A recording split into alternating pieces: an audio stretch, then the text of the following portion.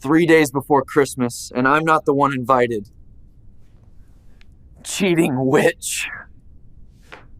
I'm 28, settled in Michigan, and building a career in construction management. I never really felt the urge to leave the city after graduating. Steady employment, a place of my own, and a lifestyle that's reliable if not flashy have kept me rooted. My most practical prize is a fully paid-off Ford F-150.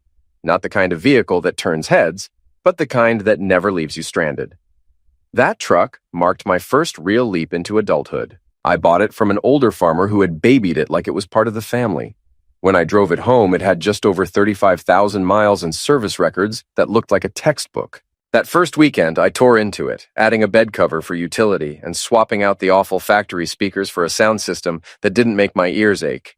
For years, dating had been one disappointment after another. Women seemed to interpret my steady paycheck, clean apartment, and lack of drama as some kind of dullness. I'd reached a point where I quit chasing relationships and threw myself into other things. Fitness, long work days, and a passion project, restoring a 1985 Mustang I tracked down online. Then, in June 2021, my buddy Marcus hosted a backyard barbecue, and that's when I met Rachel. She was unlike anyone I'd ever dated. An art teacher with a contagious laugh, a woman who carried herself with maturity instead of trying to look like she was still in college.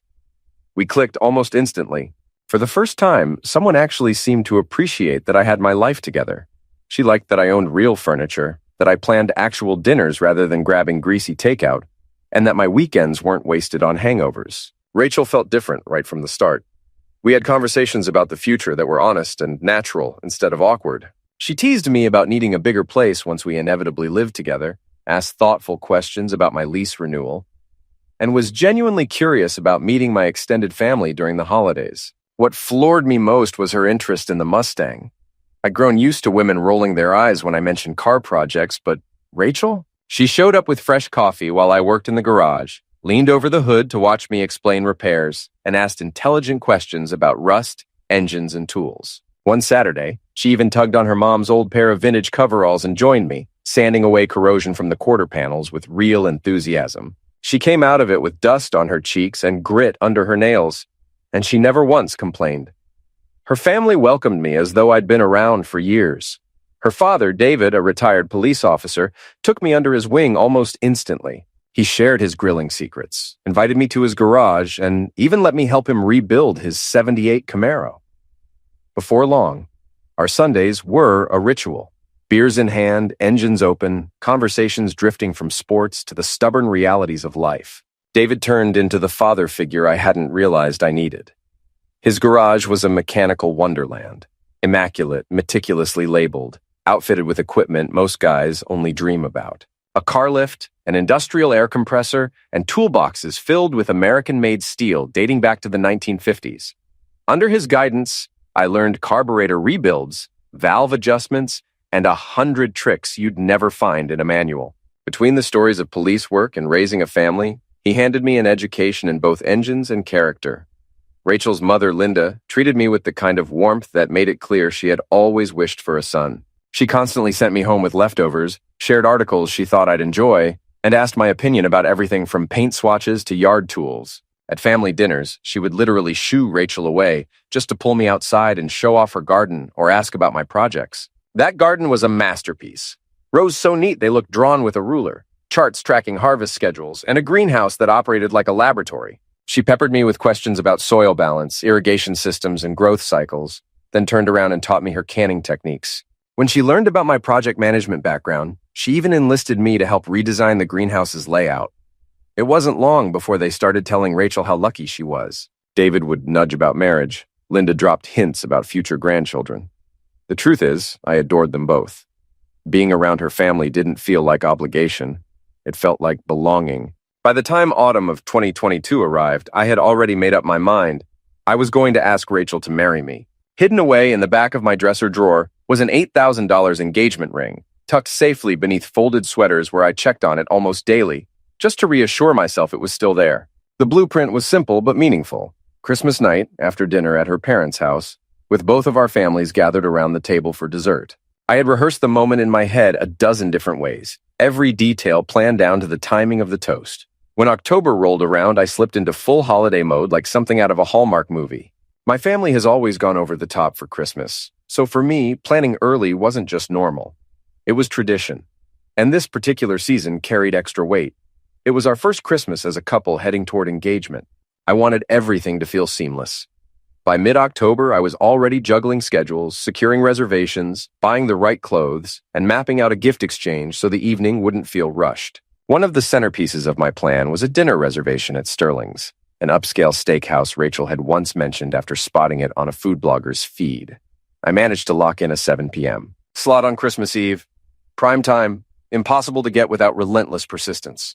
I specifically requested their best table overlooking the city lights and made sure the staff knew it was for a special occasion. On top of that, I bought a new blue sweater simply because Rachel had once said that color suited me best. Nothing was left to chance. Gift shopping turned into a detective mission. At Thanksgiving, Linda casually mentioned her grandmother's china pattern, lamenting that she wished she could complete the set. That single comment sent me on a 4-week odyssey across antique shops in 3 different counties until I finally uncovered 6 matching pieces. Around the same time, David mentioned a rare book on police history he had been wanting to read. I hunted down a first edition online, the kind of thing you have to dig through obscure collectors' forums to even find. Rachel's gift required the most effort of all. She had been quietly bookmarking a professional art supply set for months. The Winsor & Newton Premier Kit with nearly 150 brushes, pencils, and specialty tools. She could never bring herself to spend that much money, but I had been saving since summer. Dropping nearly $900 didn't faze me because I knew the look on her face would be priceless. I thought of everything, including backup plans. What if a snowstorm made driving to her parents impossible? What if the restaurant lost my reservation? What if someone's family schedule changed at the last minute? I had scenarios mapped out and contingencies prepared. Looking back, I might have gone overboard, but planning like that was my way of showing I cared, through details, preparation, and foresight. Then, as November crept in, the cracks began to show. The first warning sign came when I unveiled the china set I had spent weeks tracking down. I laid the pieces out across my kitchen table like priceless artifacts, excited to see Rachel's reaction. Instead, she barely looked up from her phone. "Oh yeah, that's nice," she mumbled, scrolling through Instagram as though I had just shown her a grocery receipt. "Your mom's going to be over the moon when she sees these," I pressed, hoping for more. She gave me a distracted without lifting her eyes from the screen. She chalked it up to exhaustion, parent conferences, holiday concerts, endless paperwork. Teaching middle school in December is like trying to control chaos armed with nothing but patience, so I accepted the explanation. She would come over worn out, grading stacks of assignments at my kitchen table while venting about pushy parents and tight deadlines. I cooked, listened, and assumed the phone fixation was her way of decompressing. But soon, another name began creeping into our conversations. Tyler. At first, it was casual, an old college friend who had just moved back for a job with some local startup. "Tyler thinks I should travel more," she'd say, or, "Tyler says this town stifles creativity." It sounded harmless, the way people talk about reconnecting with old acquaintances. But soon, Tyler became a daily character in our lives. Tyler believed she should take risks with her art. Tyler said small towns eliminates ambition. Tyler had crazy stories from Denver, where he lived before. The more I heard, the more unsettled I became. From what I gathered, he worked for a boutique coffee company peddling overpriced blends to hipster cafes, probably owned a dozen flannel shirts, and had far too many opinions about pour-over methods. Yet Rachel seemed enamored with his so-called creative energy. She gushed about how he'd already traveled to 8 countries before turning 30 and contrasted it with her never leaving Michigan. I'm not the jealous type by nature, but the shift was impossible to ignore. She was glued to her phone during dinner, her answers to my questions vague and evasive. When I asked who she'd been with, the word friends replaced specific names. On November 20th, I brought up our Christmas dinner plans, those carefully laid reservations at Sterling's, and she casually suggested, maybe we should keep things flexible this year. Flexible how? I asked. Just not so structured. More spontaneous, she replied. The alarms were ringing loud and clear, but I told myself it was stress, the season, the chaos of teaching. I wanted to believe that, but I couldn't have been more wrong. December 19th, only 3 days before Christmas, and my apartment looked like a holiday command center. The coffee table was buried under rolls of paper and ribbon, scissors tucked between stacks of boxes. I had every present sorted like a general preparing for battle. My family's in one pile, her parents in another, and Rachel's gifts sitting right in front, wrapped with extra care. I felt proud, organized, ready for everything the holiday was supposed to bring. Then she walked in. One look at her face, and I knew. It wasn't exhaustion from teaching, and it wasn't just December stress. It was the expression that precedes the kind of conversation nobody wants to have.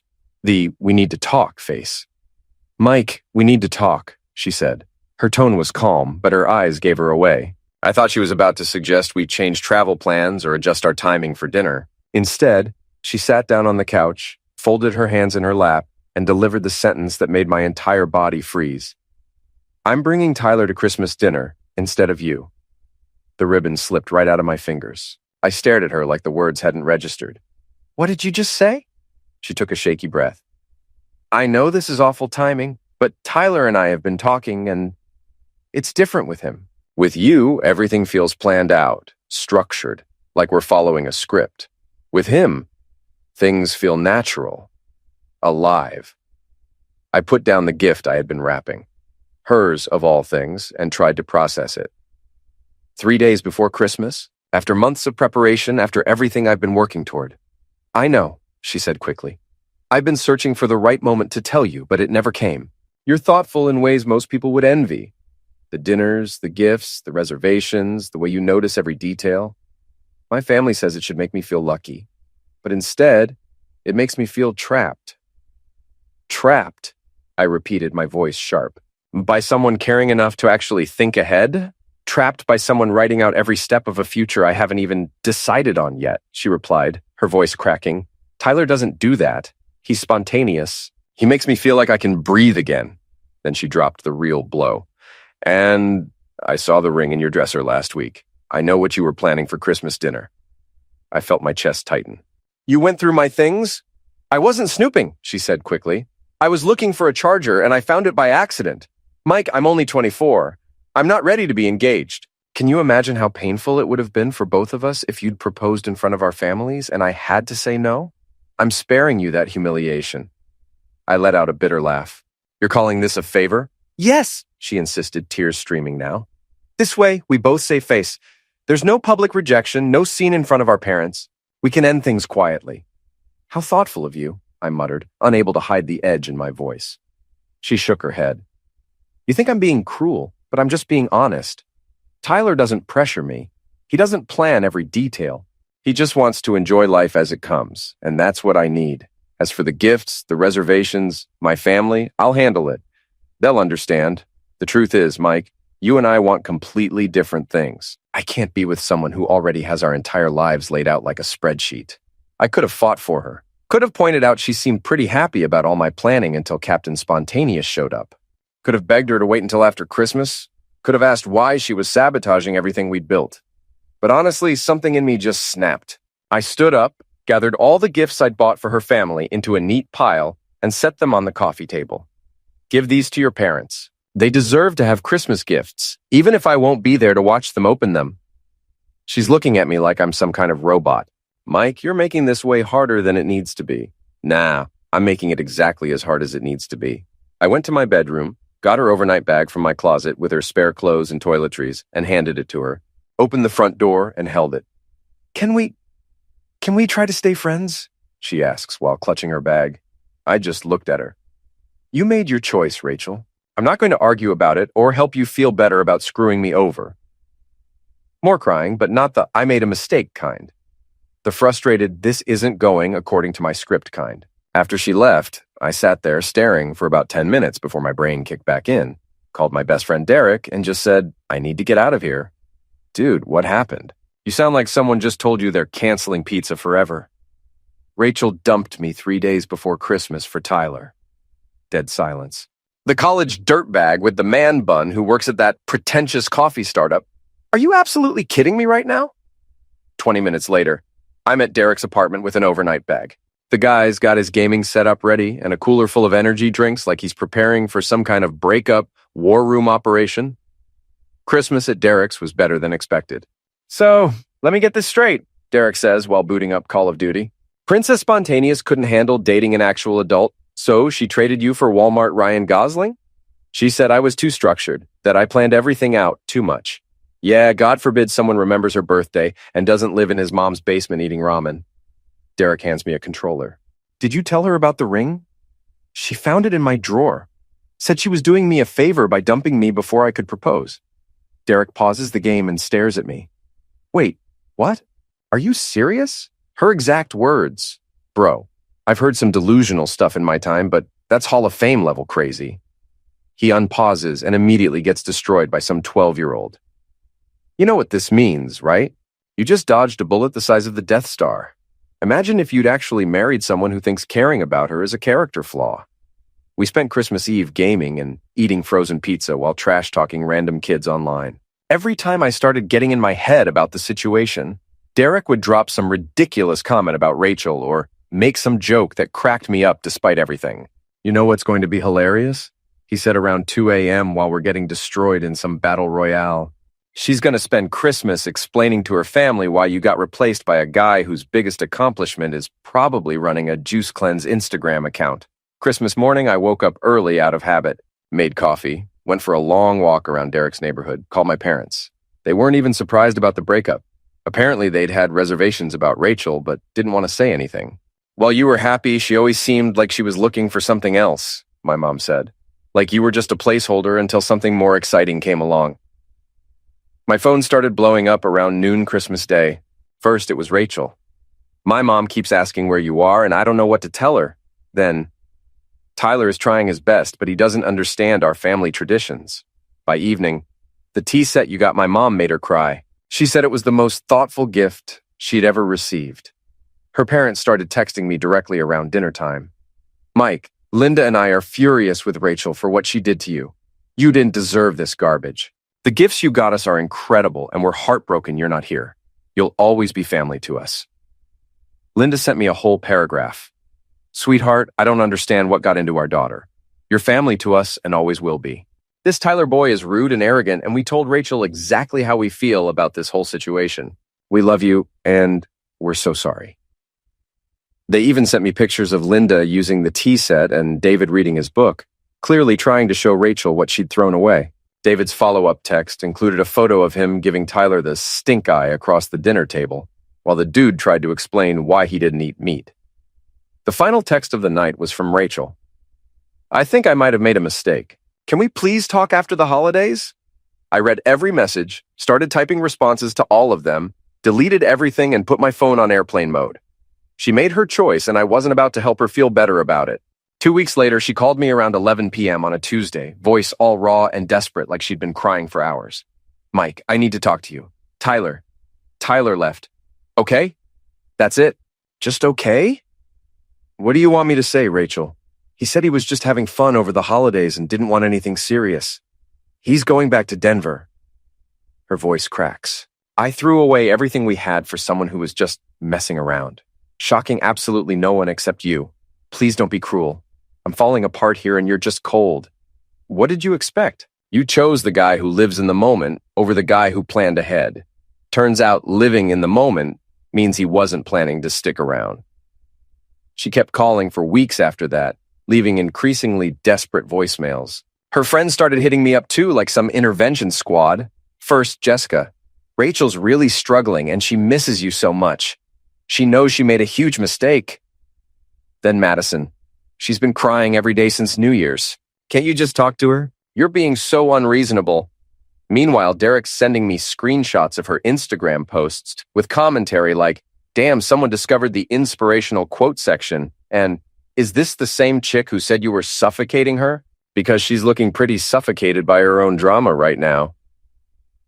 Her social media became this cringe fest of sad quotes about realizing what you had when it's gone, and pictures of herself looking contemplative in coffee shops. Classic attention-seeking energy that had me and Derek cracking up. By March, the calls finally stopped. I heard through mutual friends she'd moved back in with her parents and started therapy. Honestly, good for her. I hope she figured out whatever was broken inside that made her blow up her life. Meanwhile, I threw myself into actually living instead of just planning to live. Started taking photography classes on weekends, which led to solo trips around Michigan, hitting up state parks and small towns.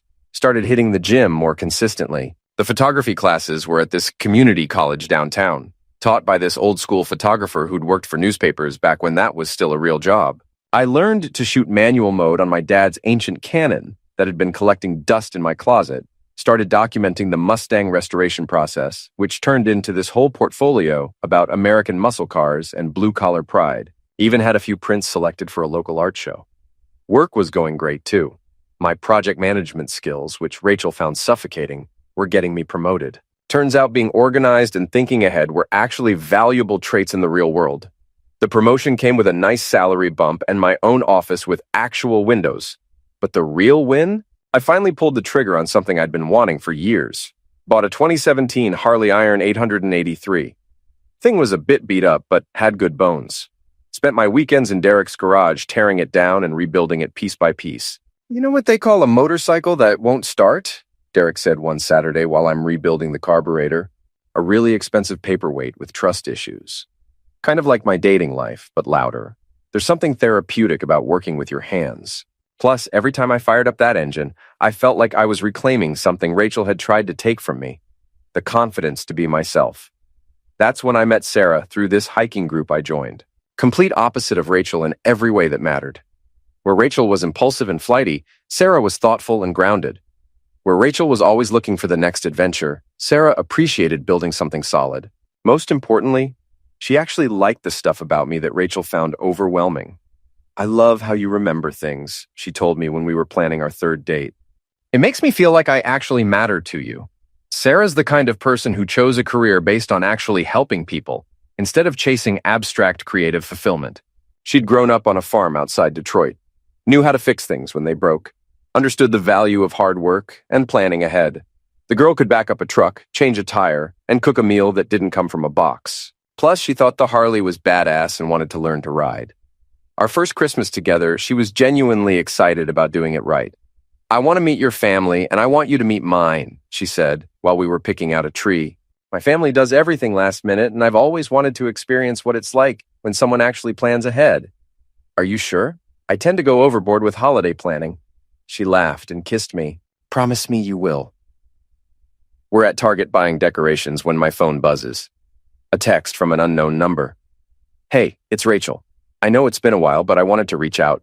I'm doing much better now and was hoping we could talk, maybe grab coffee and catch up. I showed Sarah the message. She reads it and asks, "Do you want to respond?" I thought about it for exactly 2 seconds. Nope. Deleted it and went back to debating between silver and gold garland. Good choice, Sarah said. The gold will look better with your couch. Then came the holiday party ambush. Our mutual friend Marcus throws this holiday party every year at his place. Sarah and I show up fashionably late. I'm feeling good about life. And then I see her across the room. Rachel standing by the punch bowl, looking smaller than I remembered, checking her phone every 30 seconds like she's waiting for an Uber. Sarah spots her immediately. Is that her? Yep. And she looks about as lost as I expected. I'm talking to Marcus about his new job when I feel someone approach from behind. I turn around and there's Rachel with this forced smile, holding her drink like a shield. Mike, I didn't know you'd be here tonight. You look really good. Healthy. I put my arm around Sarah's waist. Hey, Rachel, this is Sarah, my girlfriend. Sarah immediately extends her hand with a genuine smile. Sarah, I know Mike mentioned you two had history. It's nice to meet you. I watch Rachel completely ignore Sarah's outstretched hand and look her up and down. Right. Sarah. The way she says it sounds like she's tasting something bitter. I've been thinking about us lately, Rachel says, voice getting tight while still pretending Sarah doesn't exist. About what we had together. All those plans we made. That was a long time ago, Rachel. I've moved on. But don't you miss it? The way we used to be? The way you used to plan everything for us? She's looking directly at me, completely cutting Sarah out of the conversation like she's invisible. Sarah jumps in, clearly proud. Oh, Mike's been amazing. He's working with my mom to perfect her grandmother's pot roast recipe for Christmas dinner, and he found the most incredible gifts for my nieces and nephews. I honestly don't know how he keeps track of what they all love, but it's one of the things I adore about him. Rachel's face goes through about 5 different emotions: surprise, anger, jealousy, rage, before settling on pure venom. How nice for you, she says to Sarah with this fake sweet voice.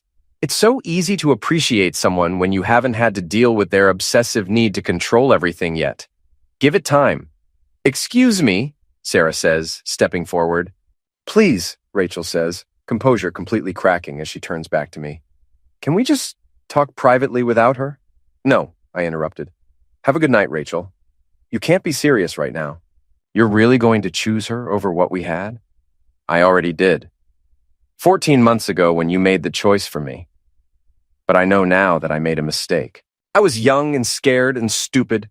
Her voice is getting louder and more desperate, head starting to turn. You can't just replace me with some random girl. As Sarah and I start walking toward the exit, I turn back one last time. Next time you find someone who plans Christmas around you, maybe don't wait until 3 days before to tell them they're uninvited to their own proposal. That's when she completely lost it. Are you serious right now? She screams across the party, loud enough to stop every conversation. You're just going to walk away after everything we had? The whole party goes dead silent. Sarah is squeezing my hand and we keep walking, but Rachel's not done making a scene. She doesn't even know you like I do. She's just some rebound who will never understand what we had. Her friends Jessica and Madison come rushing over, trying to grab her arms and drag her toward the door. Rachel, stop. You're making a scene, Jessica hisses. I don't care. He's making a huge mistake, and everyone here knows it. As they're physically dragging her toward the exit, Madison shoots us this dirty look and says loud enough for half the party to hear, "Wow, real classy, Mike," bringing this random girl just to hurt Rachel. You actually downgraded in case no one told you. Sarah squeezes my hand as we walk to my truck. Well, that was more dramatic than I expected. For me? Or for her? Definitely for her. She looked like she was watching her entire future walk away. Maybe she was, but that's not my problem anymore. Fast forward to today, and life's honestly better than I could have imagined.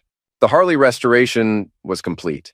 Derek and I had turned that beaten-up iron 883 into something that belonged in a magazine. Every Saturday, we cruise around Michigan, hitting up small towns and dive bars, just enjoying the freedom. Sarah moved into my place around June, and it was seamless.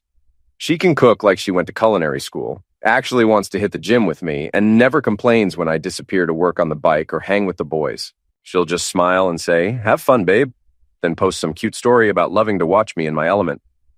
Sarah and I are getting married this coming fall. I proposed with the same ring I bought for Rachel, but this time it's for someone who actually deserved it. Derek's my best man, and his speech will probably include a 5-minute roast of my questionable taste in ex-girlfriends that'll have the entire wedding cracking up. My restored Harley will be our getaway vehicle. Sarah, in her wedding dress, riding behind me on a motorcycle, will probably be the coolest moment of my existence. Sometimes the best revenge isn't revenge at all. It's just living well and finding someone who appreciates the same things about you that others found annoying.